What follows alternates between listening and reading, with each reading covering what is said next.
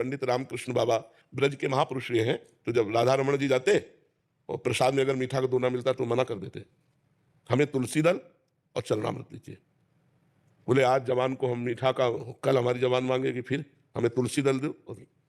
एक बार बलराम दास जी बाबा झाड़ू मंडल, ये बड़ा रास मंडल के पास है, वो बिल्कुल यमुना जी के किनारे है। तो वहाँ माताएं बहनें यमुना स्नान कर रही थी और वो वृद्ध संत बैठे भजन कर रहे थे, तो उनकी दृष्टि किसी माता बहन के शरीर पे गई, तो काम वेदना जागृत हो गई। अब वो सच्चे महात्मा उठे, आए, अपने सब शिष्यों को बुलाया और कहा आज हम प्राण त्याग देंगे। तो कहा क्यों महाराज जी, ऐसा क्या हो गया?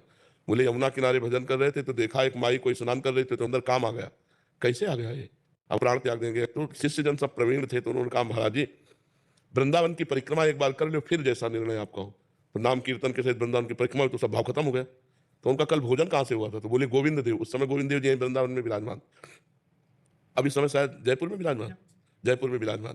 तो गोविंद देव जी का प्रसाद आया था हम सब लोगों ने, तो उनका गोविंद देव जी का प्रसाद, जाओ पता लगाओ कि गोविंद जी को किसने भोग लगाया।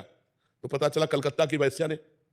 बोले इसीलिए हमारे अंदर काम भाव है, कलकत्ता की वैश्यावृत्ति से कमाया हुआ धन और उसे गोविंद देव जी का भोग लगा, तो गोविंद देव जी तो भगवान है, लेकिन अपने लोग तो, वो बहुत गुस्सा हुए, गए गोविंद देव जी के मंदिर में और कहा प्रसाद ना पावे तो अपमान होता है प्रसाद का, और प्रसाद पावे तो बुद्धि, अब बताओ हम क्या करें। तो उनको गोविंद देव भगवान ने स्पष्ट कहा, सिद्ध महापुरुष थे, कि प्रसाद का किनका ले लो, किसने कहा भरपेट प्रसाद पाओ, मांग के मधुकरी पाओ, प्रसाद किनका, थोड़ा किनका ले लिया और मधुकरी मांग करके खाओ। तो ये समझो कि जैसे उत्तम भोग ठाकुर जी को लगाते हैं, तो जो हमारे लिए उचित है वो तो हम प्रसाद ले, और जो हम नहीं पचा पाएंगे, हमें पता है कि इसके पाने से, अब जैसे ठाकुर जी को बादाम और सब डाल के हलवा बनाओ, भोग लगाओ, बहुत बढ़िया, लेकिन आप पूरा पा जाओ तो आप देखो, उसको पाके देखो कैसा लगता है, शरीर में ऊर्जा शक्ति बढ़ेगी, शरीर अन्य भोग वासनाओं की भी मांग करेगा।